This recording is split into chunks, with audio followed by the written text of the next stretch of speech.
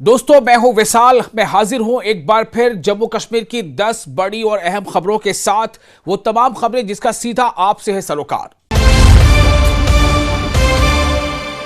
और वादी कश्मीर के लिए अच्छी खबर यह है कि एक लंबा इंतजार करना पड़ा, लेकिन उसके बाद बर्फबारी शुरू हो चुकी है और ये बर्फबारी कई इलाकों में हो रही है। इसमें बारामूला में बर्फबारी हुई है, करनाह में बर्फबारी हुई है, कुपवाड़ा में बर्फबारी हुई है और जो खबरें आ रही हैं उसके मुताबिक ये करनाह सेक्टर में भी बर्फबारी रिकॉर्ड की गई है।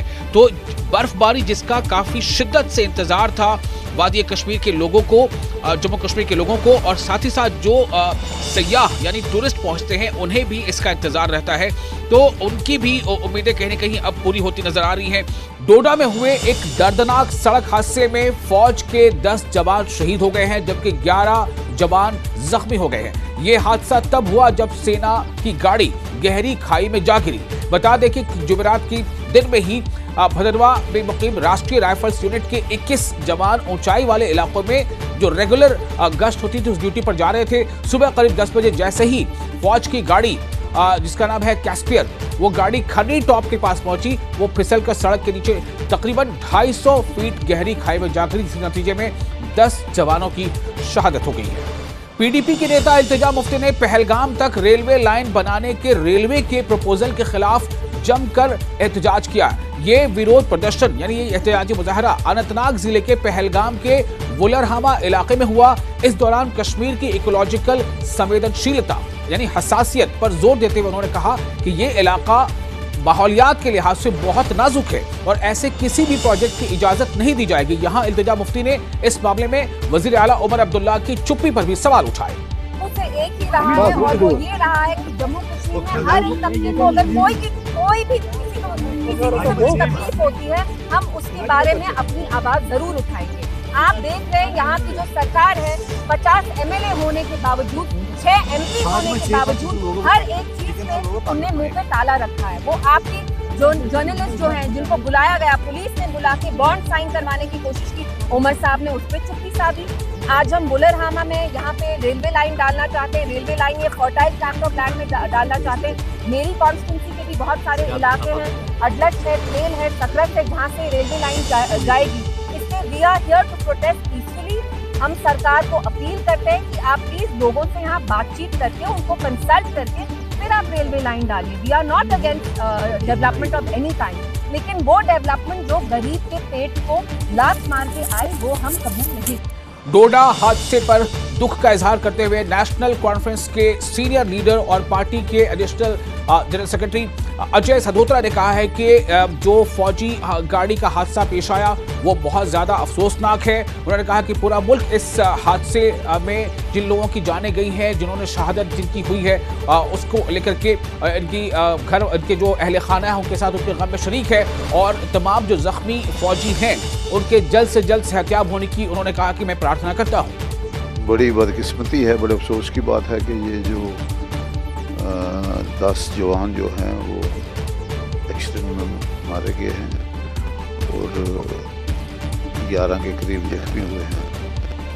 और ये जो लोग मारे गए हैं, हमारी सहानुभूति उनके साथ है, हमारी हमदर्दी उनके साथ है, उनके परिवार के साथ। और हम ये चाहते हैं कि हमारी जो जम्मू कश्मीर गवर्नमेंट है वो भी उनको कंपनसेट करे और इसके साथ साथ जो एक इंक्वायरी कराई जाए कि ये हादसा कैसे हुआ। भारतीय जनता पार्टी के वरिष्ठ नेता रविंद्र रैना ने डोडा हादसे को बेहद ही दुखद और दिल को तकलीफ पहुंचाने वाले बताया। उन्होंने कहा कि हादसे में अपनी जानों की निछावर करने वाले इन वीर जवानों को पूरा देश जो है वो याद कर रहा है और साथ ही उन्होंने कहा कि घायल जो जवान हैं उनके जल्द से जल्द सेहतियाब होने की प्रार्थना करता हूँ। बहुत ही दुखद और दिल दहला देने वाला समाचार। भारतीय सेना का एक वाहन जो भदरवा चंबा सड़क मार्ग से एक पर्वतीय सेना के कैंप की ओर जा रहा था, वो वाहन दुर्घटनाग्रस्त हो गया, जिससे हमारे 10 जांबाज वीर सैनिक इस दर्दनाक सड़क हादसे में शहीद हो गए।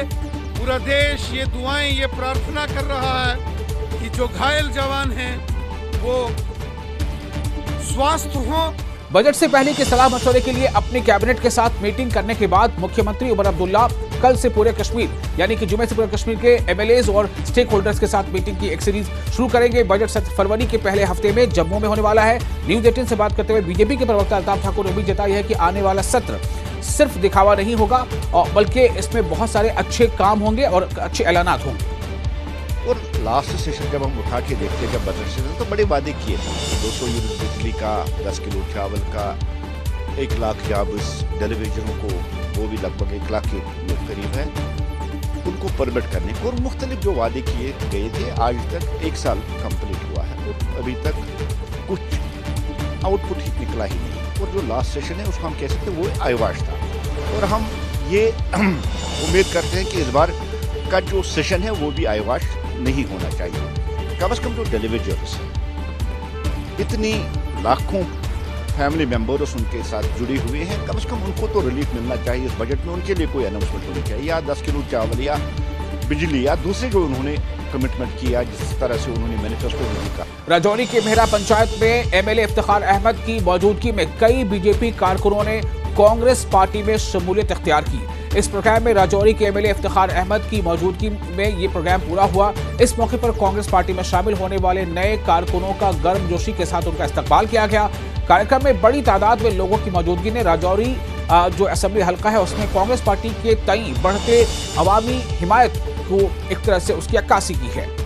एमएलए रफीक अहमद नाइक ने त्राल का दौरा किया और वहां चल रही वाटर सप्लाई स्कीम का रिव्यू किया। इस मौके पर उन्होंने कहा कि पिछले कई सालों से इलाके में पीने के पानी की बहुत कमी थी, जिससे लोगों को काफी मुश्किलों का सामना करना पड़ रहा था। एमएलए ने कहा कि सीडीए फंड के तहत 10 लाख रुपए की लागत से वाटर सप्लाई स्कीम बनाई गई है, जिससे पूरा होने से अलीगाम और आसपास के इलाकों में पानी की काफी हद तक जो कमी है वो खत्म हो जाएगी।